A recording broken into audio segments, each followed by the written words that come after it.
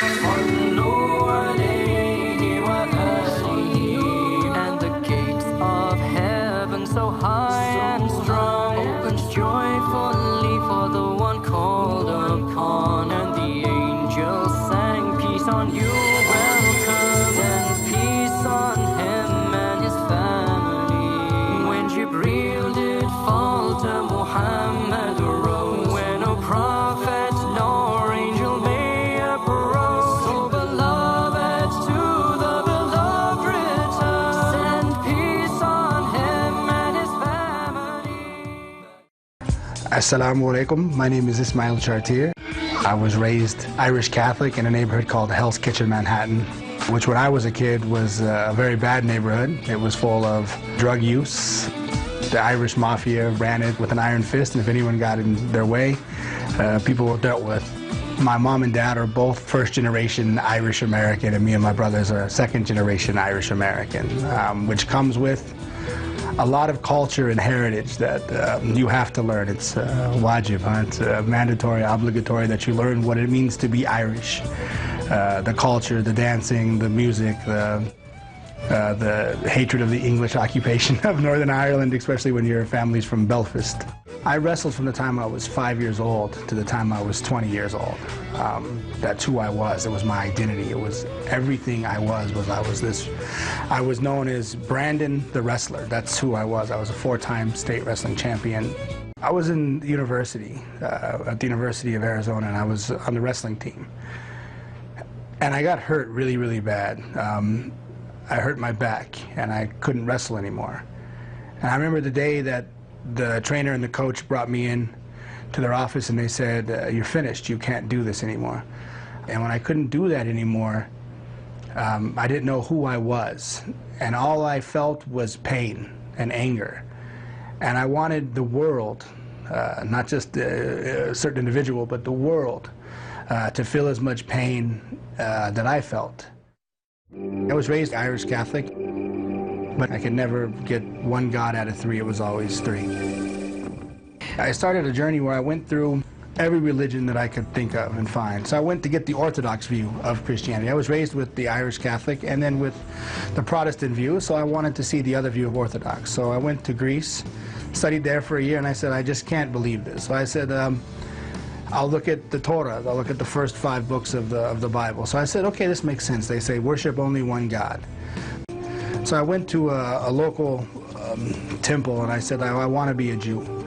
And the rabbi, he said, is your mother Jewish? I said, no, my mom is not Jewish. And he said, are you going to marry a Jewish girl? And I said, well, if you have one, bring her out. We'll see what happens. You know, if we like each other, we'll see how it goes. He didn't like that. He asked me to leave.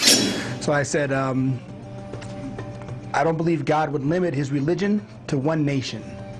I think God would want all of the creation, all of mankind, to experience salvation, to experience liberation in worshiping him. So then I went through all the religions. I spent a year in Nepal studying Buddhism and Hinduism. So as I walked by this little section in the university library called Islam, it was really this big. It consisted of like 8 books, you know. So I said, well, this is something I don't know anything about. So they had books by Elijah Muhammad, they had books by Rumi, they had books by Ghazali, and then they had the Quran.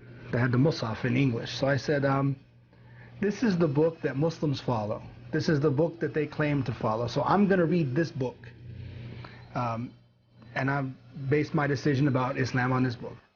I studied the Arabic language. I read the Quran. I came back to my wife. I looked at my wife and I said, I couldn't be a Christian anymore. I want to be a Muslim. I'm going to be a Muslim. I'm going to change my religion, and I'm going to start now. And she said, okay, whatever. She didn't believe that it would be a life-changing experience for me or for her. I think the #1 change she noticed right away was I had peace and tranquility within myself that I didn't have before. I love my wife. I still do love her. But I was still angry at everybody, so my temper was quick. You know, Irish people have a naturally quick temper. We're known for this internationally.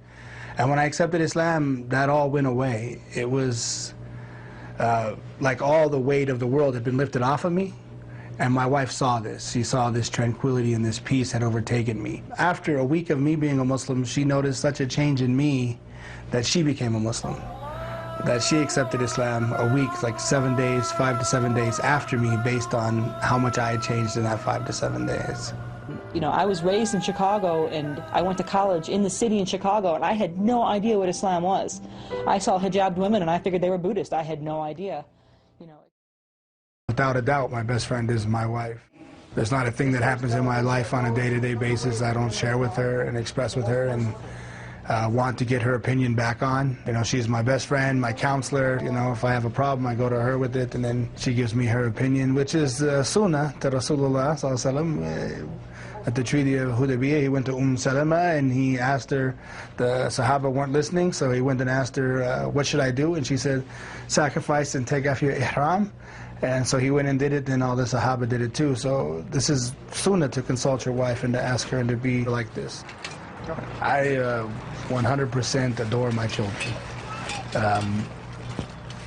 They are, you know, 1/3 of my world, you know, so whenever I get a chance to roll around with them on the floor, or run with them, play with them at the park, or push them on a swing, or do anything, teach them something, anytime that I can have interaction with them, I try to rush to it and take as much advantage of it that time as I can, because they're only going to be 7 for a year. They're only going to be, and then they move up, they grow up, and then they have families of their own. So I try to take every opportunity I can to just learn from them how to be young again.